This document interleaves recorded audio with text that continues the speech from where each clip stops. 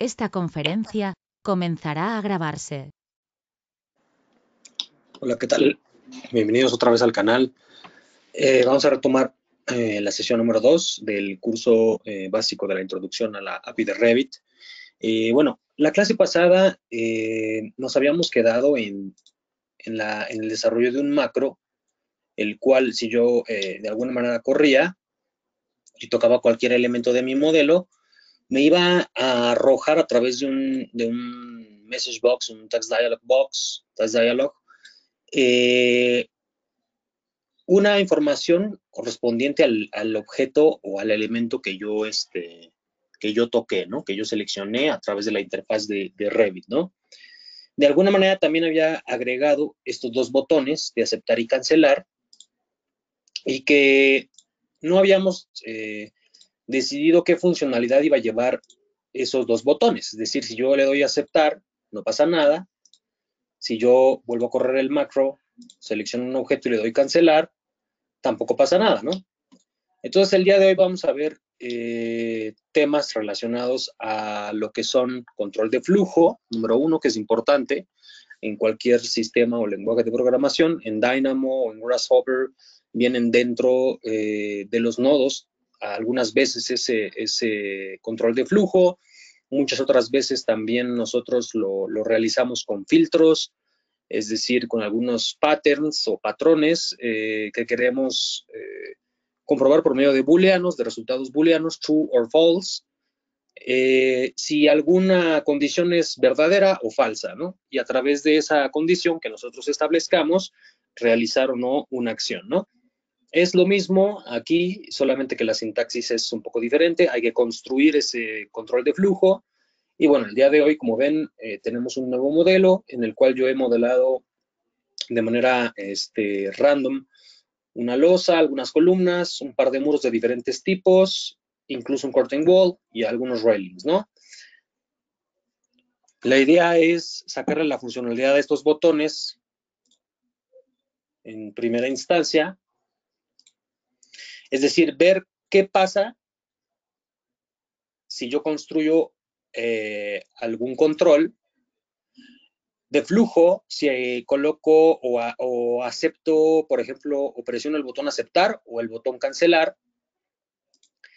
y de alguna manera extraer toda la información y otros métodos de selección que hay a través de la interfaz de Revit.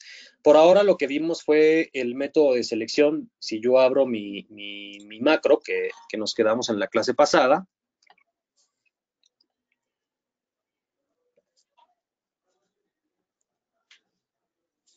el método de selección que yo generé fue únicamente el de pick object, ¿no?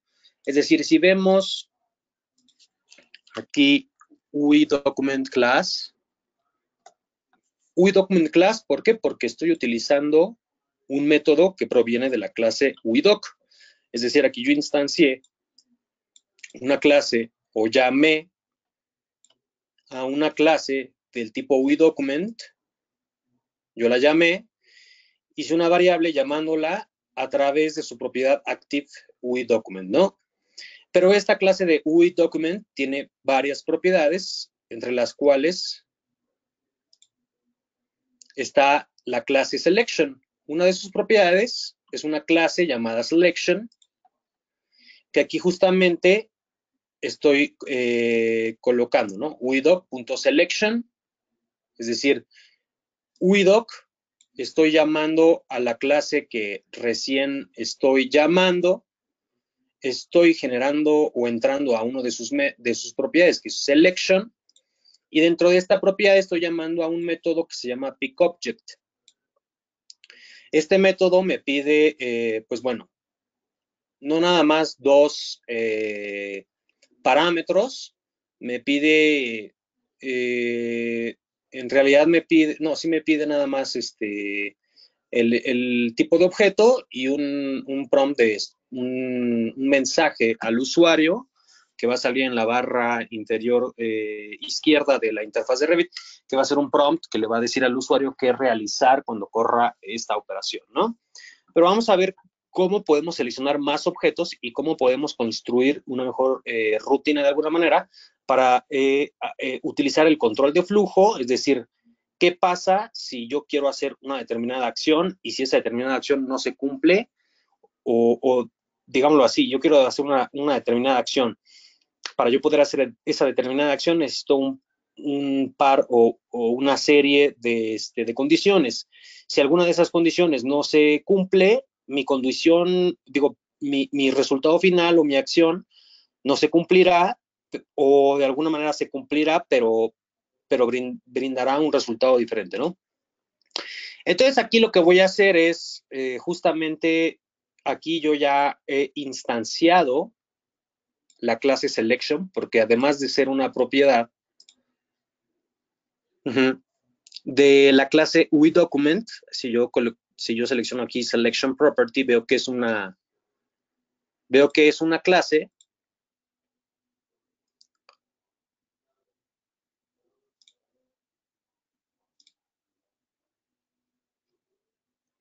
selection class.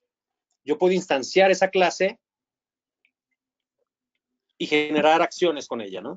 Entonces yo aquí lo que hice fue instanciarla a través de la clase en sí, o per se, selection, le voy a poner de nombre cell, es igual a UIDoc, porque es una propiedad, la voy a extraer a través de la propiedad del UIDocument, UIDoc.selection.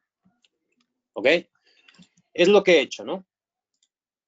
Entonces, ahora lo que voy a hacer es ver qué pasa.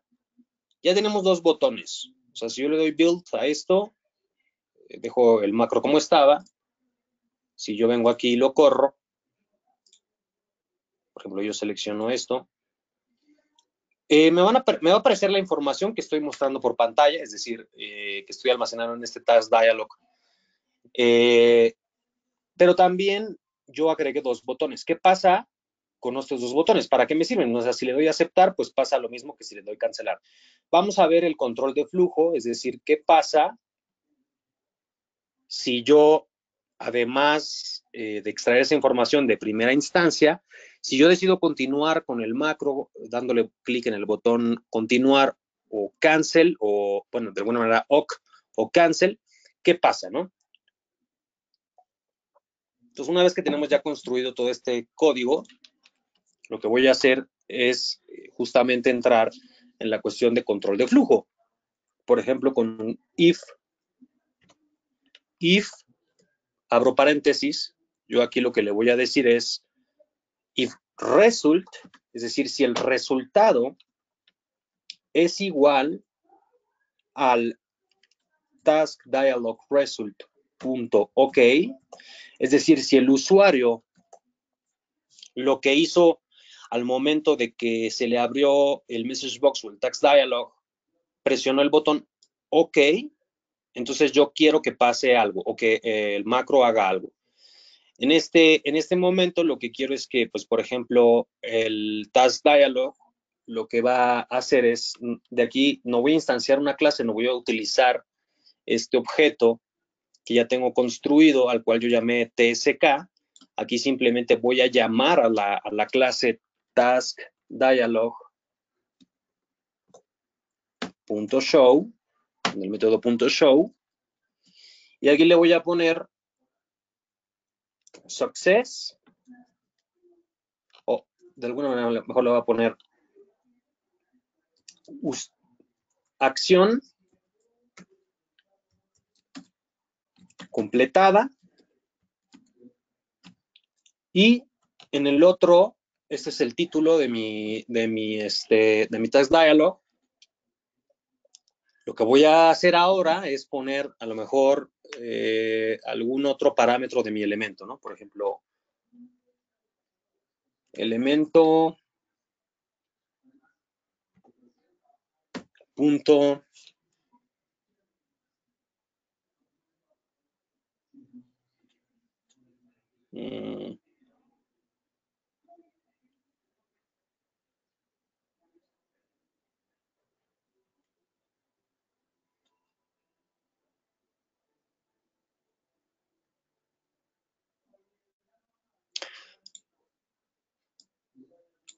Aquí lo que voy a hacer es, en lugar de sacar o extraer o poner en pantalla alguna propiedad del elemento, lo único que voy a hacer es un string muy sencillo. Usted decidió continuar.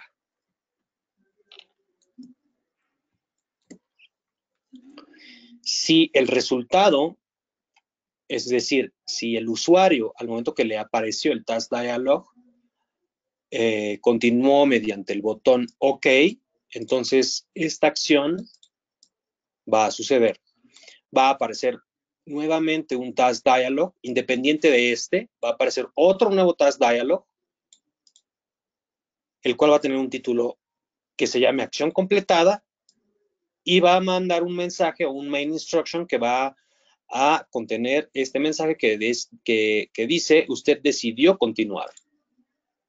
Pero ¿qué pasa si no, si yo, por ejemplo, o el usuario decide apretar el botón cancel? Entonces, yo coloco aquí un else.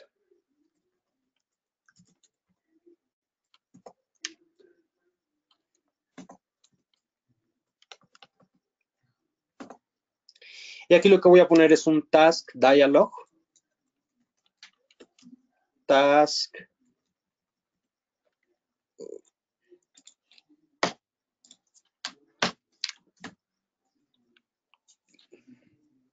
Aquí tengo un error. Olvidé cerrar el string. Task dialog .show. Y aquí voy a cambiar el título, ¿no? Warning, coma, usted decidió cancelar.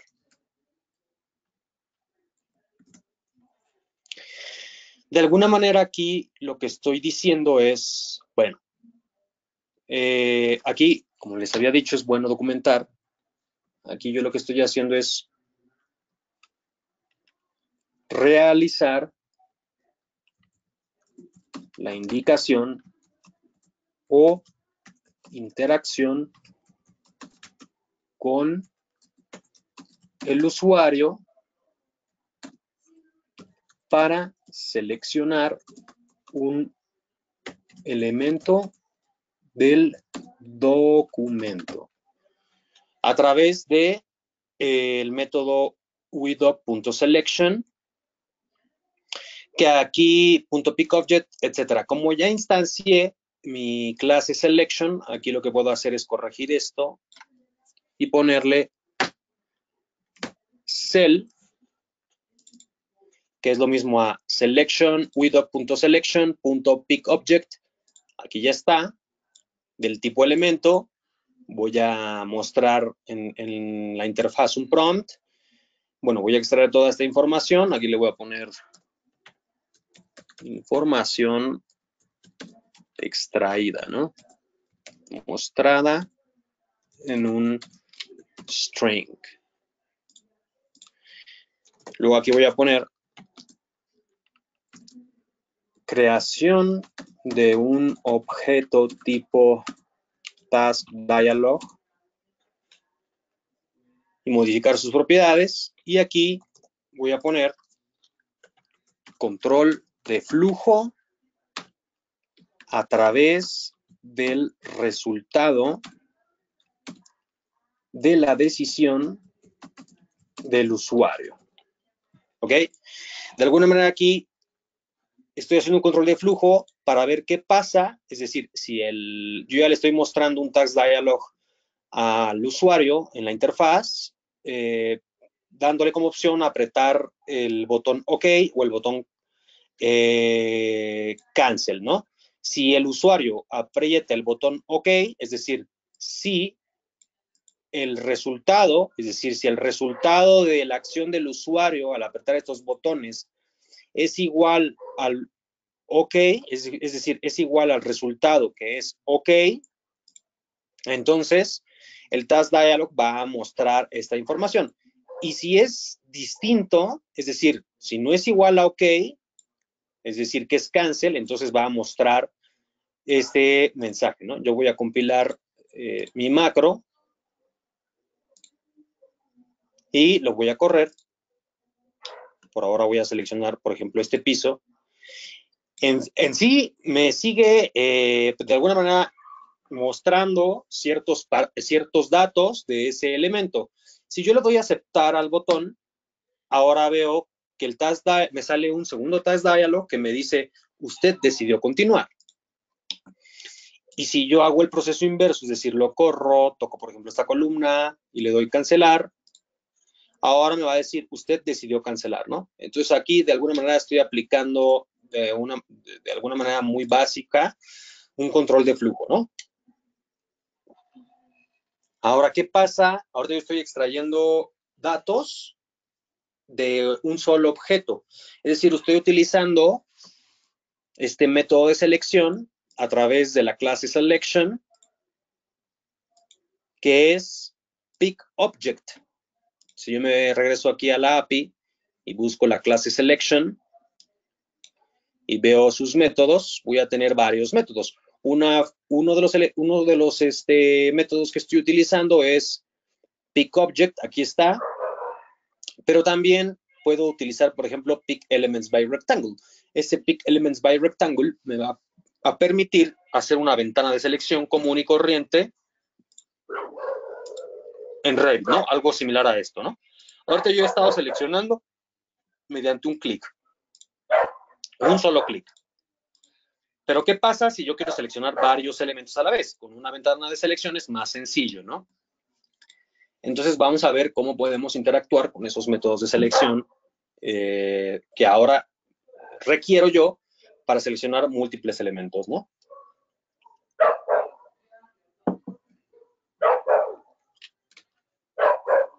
Bien, lo que voy a hacer ahora va a ser generar un nuevo macro. Hay dos maneras de generar un nuevo macro. Una opción es venir aquí al módulo, tocarlo y darle macro y escribir un nuevo macro. O la otra es simplemente si estábamos en Sharp Develop,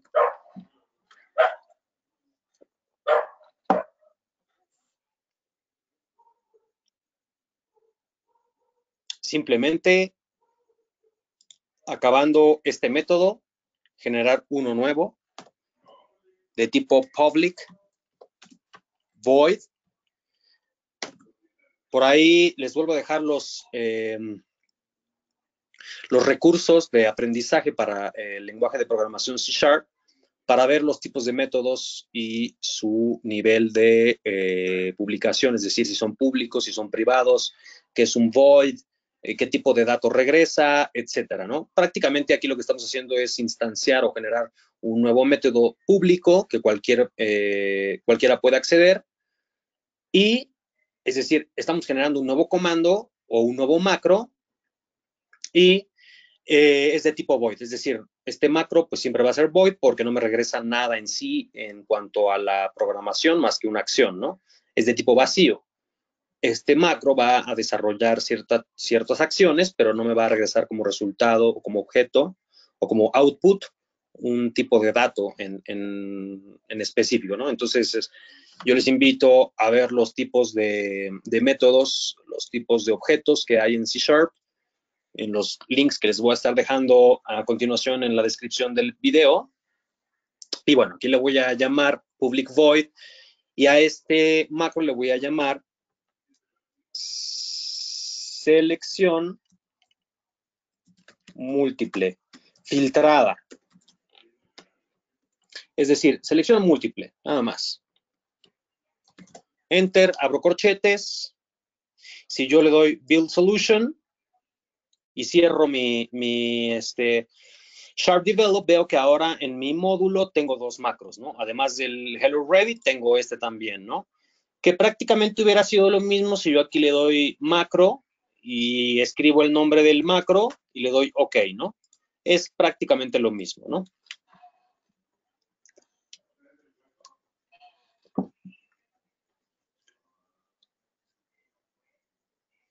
Bueno, ahora lo que voy a hacer es, ya sabemos, instanciar o llamar a nuestras clases UIDocument. UIDoc, this.ActiveUIDocument, y luego document, doc es igual a UIDoc.document. Ok, lo que voy a hacer ahora es instanciar mi clase selection. Selection cell es igual a UIDoc.selection. Y ahora lo que voy a hacer es acceder a alguno de sus métodos de selección. Anteriormente utilizamos pickObject. Y yo, como era un solo objeto, lo que hice fue utilizar un método de la clase documento que se llama getElement para hacer una transformación de referencia, de reference, que es el output de este, digámoslo así, método público que se llama selection, pickObject, que me regresa como output una referencia, un objeto de tipo reference, y lo convertí en un elemento utilizando de la clase document, que ya tengo aquí instanciada, con el método getElement, que lo que me pide es una referencia, ¿no? Esto es porque tenía yo únicamente un elemento, pero ¿qué pasa cuando tengo varios elementos? El proceso es completamente diferente, ¿no? Entonces aquí voy a documentar variables globales. Aquí voy a poner instanciando o llamando a la clase selection. Y después lo que voy a hacer es, si yo busco, por ejemplo, los métodos en la API de Revit, por ejemplo, selection, aquí tenemos, por ejemplo, pickObject. Aquí tenemos varios métodos de pickObject, ¿no? El tipo de objeto, con un tipo de objeto y un selection filter, tipo de objeto y un string, que es el que utilizamos nosotros, que es un prompt, es un mensaje al usuario en la interfaz. Lo que me va a regresar es una referencia. Es un objeto de tipo referencia. ¿Qué pasa si yo, por ejemplo, busco pickObjects? Aquí me está hablando en plural, lo cual me quiere decir que estamos hablando de listas, ¿no? Aquí lo que me va, aquí, bueno, hay varios constructores, ¿no? Dándole únicamente el object type, dándole el object type de un selection filter, o bien algo similar o de alguna manera gemelo al método que utilizamos anteriormente con pickObject, pero en singular, que además de un tipo de objeto, que es una propiedad, me permite o me pide un string, que es un mensaje al usuario. Pero en lugar de regresarme una referencia únicamente, me regresa una lista de referencias. Me regresa en realidad una iList. Les recomiendo buscar este tipo de objeto o este tipo de estructura de datos de C# en los links que les voy a dejar en la descripción, de referencias. Aquí, a diferencia de Python, por ejemplo, yo tengo que decirle al lenguaje, al programa en sí, qué tipo de lista, qué tipo de colección, qué tipo de matrices o de arrays voy a generar. Es diferente una lista de un array, de una colección, a una lista como tal en Python, ¿no? O de un diccionario en Python, ¿no? En Python podemos hacer maravillas, una lista de varios tipos, pero aquí no. Entonces, aquí lo que me pide es una iList, que es una lista simplemente, pero de referencias, ¿no? Entonces, en lugar de yo generar como aquí, bueno, aquí en realidad, si nos hubiéramos visto como más, de alguna manera más procedurales, hubiéramos esto realizado así. Reference, ref, es igual, voy a borrar a esto. Y después,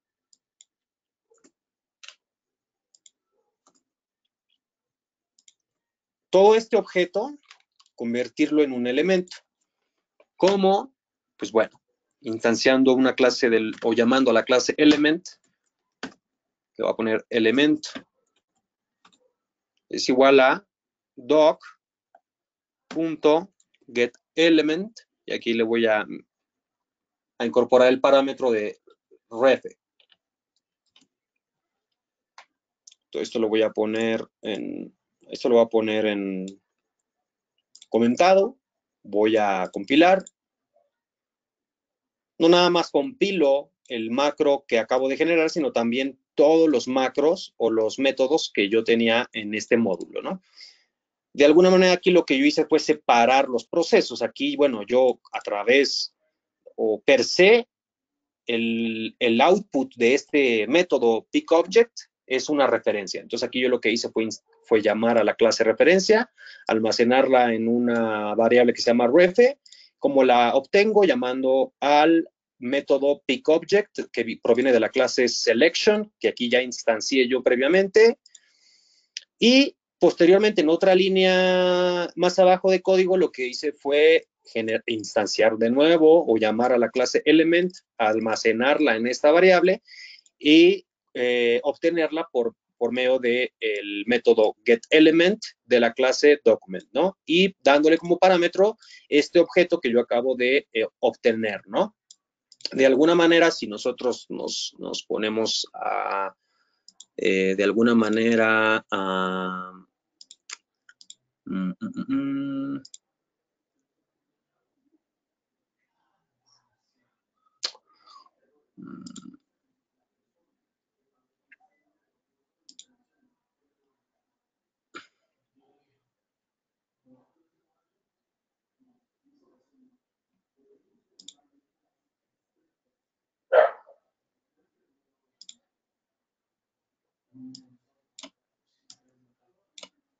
estoy buscando la manera de dibujar. Ok. Opción, herramientas de dibujo. Ok, acá está. Ok. Si nos ponemos a pensar en Dynamo o en algún sistema de programación de objetos, esta línea de código sería un bloque. Podría ser un bloque que se llamase reference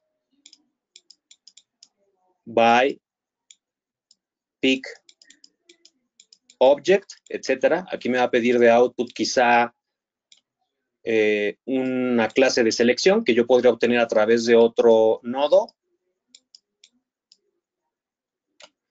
Ya lo conecté y de output me va a dar una referencia, ¿no? Que se podría almacenar en otro nodo o de alguna manera en otro objeto, ¿no? Y después lo que estoy haciendo es utilizar otro nodo que se llama, por ejemplo, get element by reference, ¿no?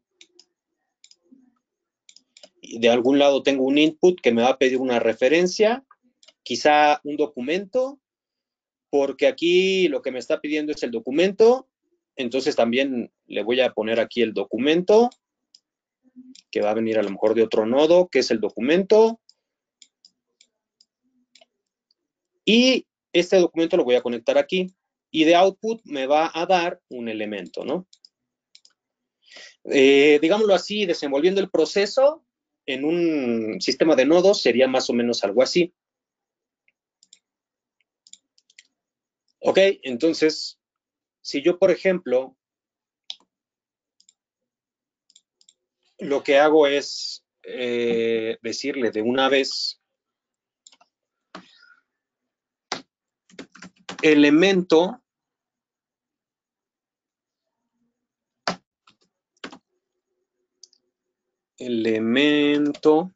es igual a doc punto get element y le estoy pasando por parámetro otro método que es cell.pickObject.objectType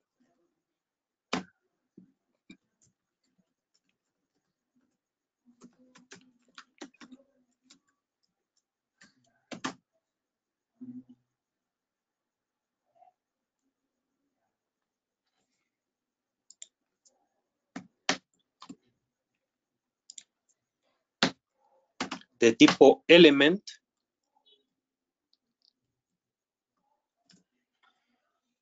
voy a compilar, viene siendo lo mismo. Entonces ahora lo que estoy haciendo es, tengo un nuevo nodo que yo mismo generé, porque los de Dynamo que teníamos del ejemplo anterior no me servían, o a lo mejor me hacía tener más nodos, que me pide de parámetros, a lo mejor el documento, de inputs el doc, me pide también un selection, que en realidad no me lo podría pedir o no, me lo podría pedir o no, porque lo podría generar a partir del documento o del UI document. Aquí podría tener un tercer output que sería UI document. Y me va a dar de output un elemento. Entonces yo a través de un solo nodo hice todo el proceso de los nodos anteriores, ¿no? Esto se llama como limpieza, utilizar métodos lean para optimizar tiempos, ¿no? Ok. Bueno, ahora, ¿qué es lo que voy a hacer? Me voy a venir a mi otro macro que yo estaba desarrollando. Esto sí va comentado. Y ahora lo que voy a hacer entonces es generar de output. Aquí construimos el output para pasarle el algoritmo o el proceso que va a realizar esa línea de código. Lo que veíamos en la API de Revit es que voy a generar aquí una colección, hay collection de elementos, perdón, una lista, hay list de elementos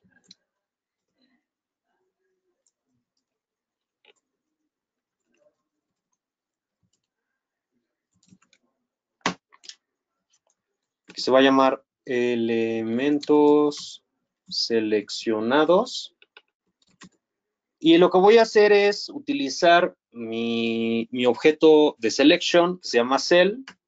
Voy a utilizar el método que me regresa como output una iList, que se llama pick element by rectangle. Aquí me dice que lo que me regresa es una iList de elementos, ¿no? Entonces aquí le voy a poner pick elements by rectangle. Igual, de parámetros le voy a poner un selection filter, que en realidad no se lo voy a dar, pero sí le voy a dar un string status. Es decir, no le voy a dar una interfaz de selección, esta clase de selection filter, que en realidad no es una clase, es una interfaz, lo veremos posteriormente, pero este método lo puedo construir con uno o más parámetros hasta llegar a 4. El máximo es de 4, el mínimo es de 1. Dentro de los cuales está un mensaje, ¿no? Entonces yo únicamente le voy a dar aquí el mensaje de prompt, que le voy a poner seleccionar los elementos a través de una ventana. ¿Ok? Una vez que he seleccionado los elementos, ¿qué voy a hacer con esos elementos? Entonces, aquí, por ejemplo, lo que voy a hacer es mostrar en pantalla cierta información de esos elementos, ¿no? Entonces, por ejemplo, que voy a generar una variable de string que se va a llamar data, es igual, voy a generar un string vacío. Y ahora otra vez vamos a ver lo que viene siendo los ciclos a través del for loop que hemos visto en Python, o para los que ya conocemos Python, un ciclo, es decir, un bucle, es decir, una iteración que va a estar haciendo por cada elemento que exista en esta lista. Si yo hago una ventana de selección y selecciono 20 elementos en Revit, bueno, por un ciclo es generar un bucle que por cada elemento almacenado en esta lista voy a realizar una acción, ¿no? Entonces aquí el idioma es muy, muy legible al humano. For each, es decir, por cada uno o por cada elemento, a diferencia de Python, aquí en lugar de llamar únicamente al nombre de la variable, sí tengo que decirle de qué tipo es la variable. Entonces, pues bueno, la variable por medio de la cual quiero iterar es a través de esta lista, que esta lista contiene puros elementos o objetos de tipo elemento. Entonces yo aquí lo que le digo es por cada elemento, le voy a llamar L,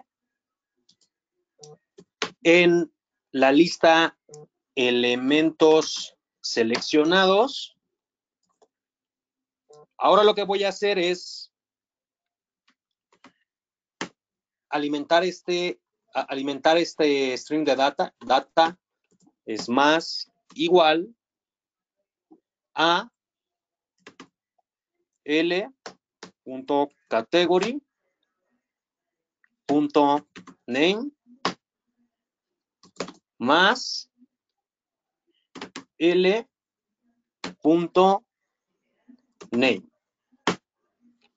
Aquí voy a generar un espacio.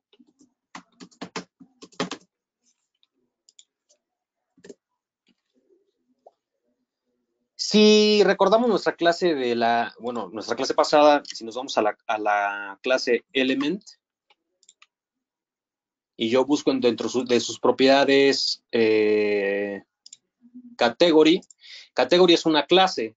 Entonces esa clase debe de tener un método o una propiedad que se llama name. Es por eso que yo aquí, para poder presentar en pantalla el nombre de la categoría, no basta con ponerle element.category, que es una propiedad del elemento, porque esta propiedad, el sistema me lo va a representar como un objeto de la API. Vamos a ver qué pasa si no coloco esto y lo dejo así. Y después le extraigo el nombre del elemento, ¿no? Y al final voy a poner task dialog.show.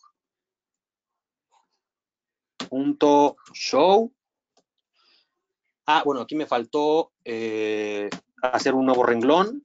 Como son varios objetos, voy a tener varios renglones para que no me aparezca todo en un mismo renglón.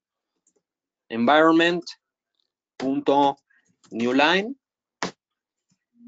Y aquí lo que voy a hacer es poner de encabezado o de título info, y voy a poner aquí el string que acabamos de llenar por medio de este ciclo, ¿no? Entonces le voy a dar construir.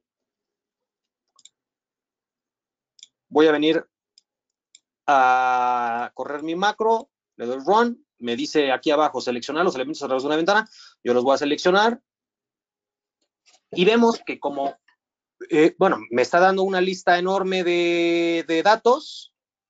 Lo que sí me está dando quizá es el nombre del elemento, pero en lugar de darme el nombre de la categoría, lo que me está dando es en sí el objeto de la API, que es autodesk.revitdb category, ¿no?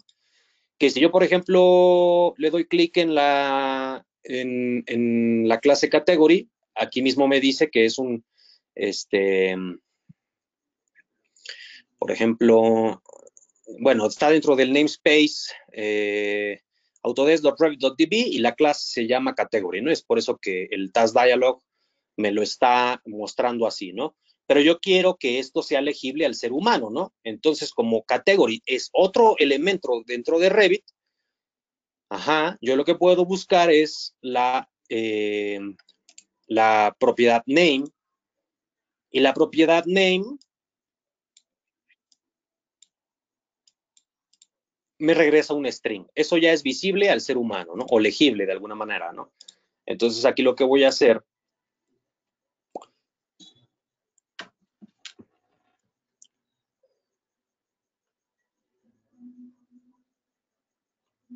es aquí ponerle category y extraerle el nombre de la categoría, punto name. Si yo le doy, aquí por ejemplo le voy a poner categoría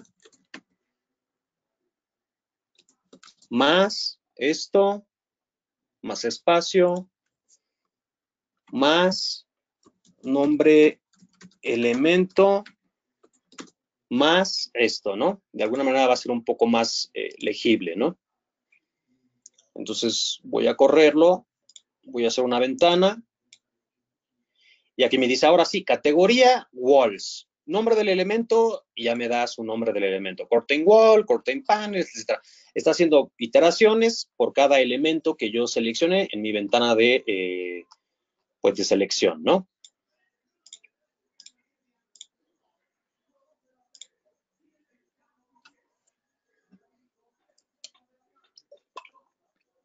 Ahora, ¿qué pasaría si yo al momento de hacer esa selección solamente me quisiera quedar con un tipo de elemento en base a su categoría? Es decir, yo hice mi ventana de selección, pero únicamente quiero que me dé información o quedarme en el modelo con los puros muros, o con los puros pisos, o con los puros curtain mullions, etcétera, ¿no?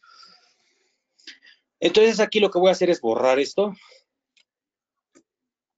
Yo tengo aquí mi lista de elementos seleccionados y lo que voy a hacer es instanciar, bueno, antes de instanciar voy a buscar dentro del método o de la clase selection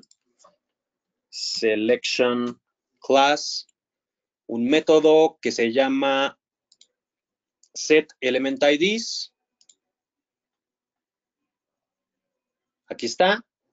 Si yo llamo a este método, me va a regresar de output un iCollection de ElementIDs. Entonces, lo que tengo que hacer es instanciar un iCollection de ElementIDs para almacenar ahí. Es como un método append. En Dynamo, en Python, hacemos una lista, le ponemos lista A, hacemos una iteración y le damos append. Aquí hay que hacer un poquito más de proceso.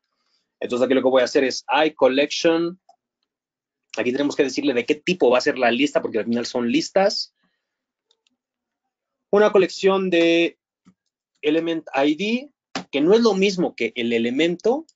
El elemento tiene propiedades que son element ID, entonces ya sabemos que vamos a hacer aquí un ciclo para iterar por cada elemento y extraerle esta propiedad que es element ID. Entonces aquí le voy a poner LIDs es igual a una nueva lista. La voy a instanciar por medio de una lista de tipo element ID. ¿Ok? Entonces ahora voy a hacer mi ciclo por cada elemento. Le voy a poner de nombre L en elementos seleccionados en la lista, en la iList de element que se llama elementos seleccionados. Entonces yo voy a querer realizar una acción, ¿no? Aquí voy a hacer control de flujo nuevamente. Si lo que quiero es quedarme con únicamente muros, ¿cómo yo preveo esa acción si el usuario va a hacer una ventana de selección? Entonces aquí lo que voy a hacer es un if L, que es esta variable en la cual yo almacené el elemento, es o is una clase de tipo wall. Entonces, LIDs, esto es muy parecido a Python, en lugar de utilizar un método append, voy a utilizar un método que se llama add. Agrégame el ID por medio de L, que es el elemento, o sea, obtiene el ID por medio de una propiedad del elemento que es L.ID. ¿Ok? Entonces, si la variable llamada L, que es un elemento que viene de esta iteración, de esta clase, perdón, de esta lista, si esta es un muro, entonces realiza esta acción. Es decir, extráele la propiedad ID y agrégalo a la lista o a la colección LIDs. Si no,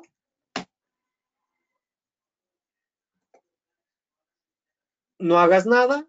Entonces o sea, si no es un muro, pues no hagas nada. Aquí voy a borrar esto.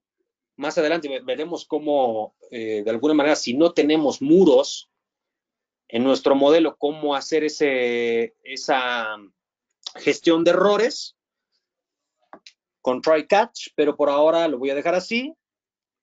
Entonces, bueno, si en el ciclo puedes realizar toda esta iteración o esta serie de iteraciones, entonces yo lo que voy a hacer es nuevamente a mi clase, a mi objeto de la clase selection, cell, voy a utilizar el método setElementIDs, que ya vimos que lo que hace es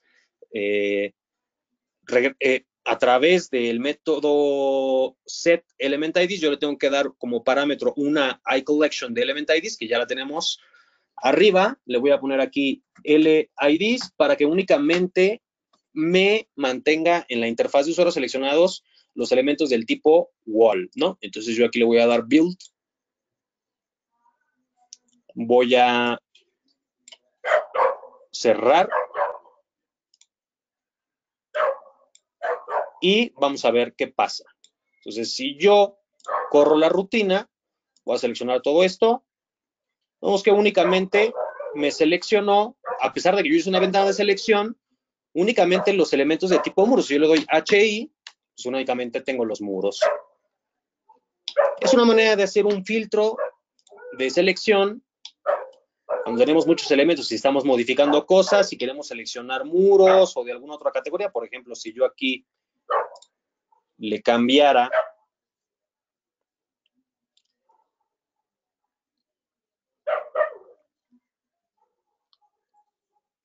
el tipo de objeto, en lugar de isWall, aquí le podría poner isFloor. Voy a compilar. Pero además voy a crear un string. Se va a llamar info. Y aquí lo que voy a hacer es info es más igual a l.name.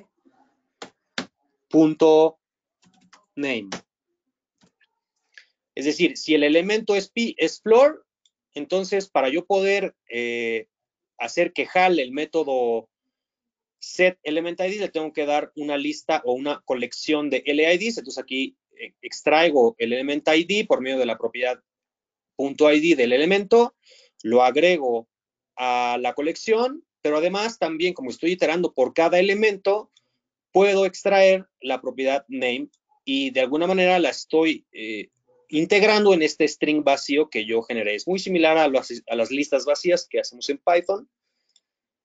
Y aquí, para que no se me junte todo el texto, voy a poner environment.newline. Y al final de que todo esto salió, o un poquito antes, voy a darle taskDialog.show. Le voy a dar info. Y aquí le voy a poner info.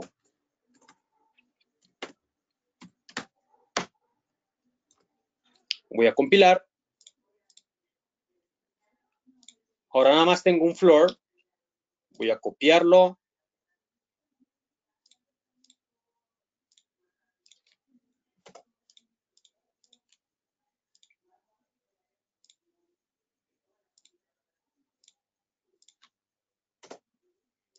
Voy a cambiar el tipo de piso. Y ahora sí, vamos a... Así todavía lo voy a copiar por acá.